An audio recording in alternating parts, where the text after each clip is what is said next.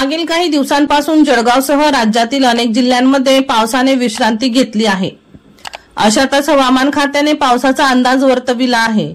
गणरायाने निरोप घेतल्यानंतर आता राज्यामध्ये पावसाचे दमदार आगमन होणार असल्याचा अंदाज वर्तवला जात आहे। जळगाव जिल्ह्यातही आज सकाळपासून पावसाच्या तुरळक सरी कोसळत आहे। यंदा मान्सून पाऊस आतापर्यंत चांगला बरसला आहे। मागील काही दिवसांपासून पावसाने विश्रांती घेतल्याने तापमानात वाढ झाली होती। यातच शेतकरीही खरीपातील काही पिके काढण्यात व्यस्त आहेत। मात्र यातच आता हवामान खात्याने पावसाचा अंदाज वर्तविला आहे।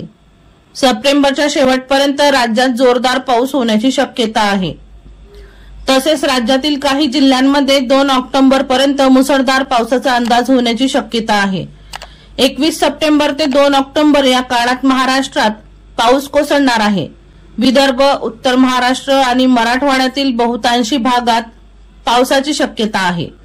नांदेड, लातूर, परभणी, सांगली, सातारा, धाराशिव, सोलापूर, कोल्हापूर, कोकण, अहमदनगर, पुणे, बीड या जिल्ह्यांमध्ये मुसळधार पाऊस होणार आहे। वर्षा लोहार यांचा रिपोर्ट V1 लाईव्ह जळगाव।